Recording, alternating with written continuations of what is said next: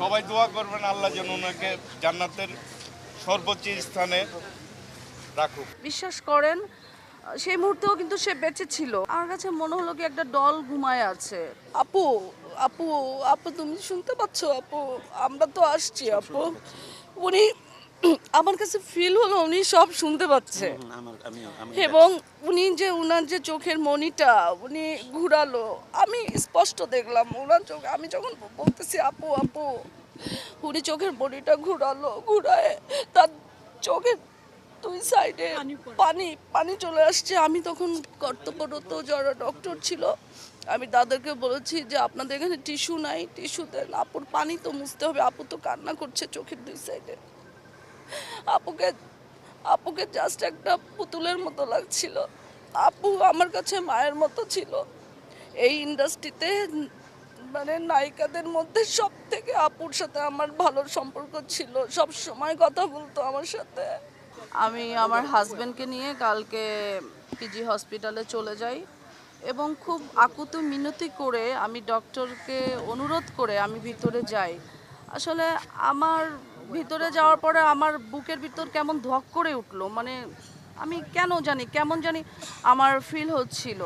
তারপরে তার কেবিনটার সামনে যখন আমি যাই, তাকে যখন আমি ওই মুহূর্তে ওই অবস্থায় দেখি, আমার কাছে মনে হলো কি একটা ডল ঘুমায় আছে। তো এত মায়া, আমি বারবার ডাকছি অঞ্জনা আপু, অঞ্জনা আপু, এই আপু, ডাক শুনছো না?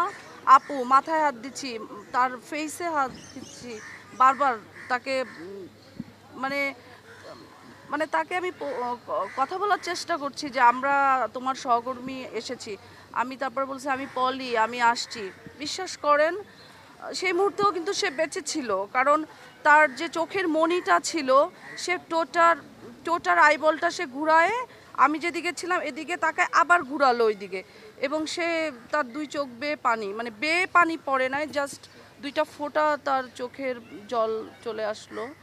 এবং আমি তখন কর্তব্যরত যে ডক্টর ছিল তাকে বললাম যে একটু টিস্যু দেন, আপু তো কান্না করছে, চোখে জল চলে আসছে, একটু মুছায় দেই। তখন উনি বলল যে উনি আসলে অন কাইন্ডস অফ মৃতই, যে উনি যন্ত্রের সাহায্যে, ভেন্টিলেশনের সাহায্যেই বেঁচে আছে, এটা খুলে দিলে হয়তো বা 2 সেকেন্ডও লাগবে না। আসলে এরকম একটা এইভাবে যে আমরা অঞ্জনা আপুকে দেখবো এটা আমরা কখনো কল্পনাও করতে পারিনি। অঞ্জনা আপু ছিল আমার মায়ের মতো, আমার তো মা নাই পৃথিবীতে। তো অঞ্জনা আপুর ফোনটা সবসময় মাসে 1-2 বার আসতোই, এবং যখনই সে কল করতো 1-1.5 ঘন্টার আগে সে কল ছাড়তো না।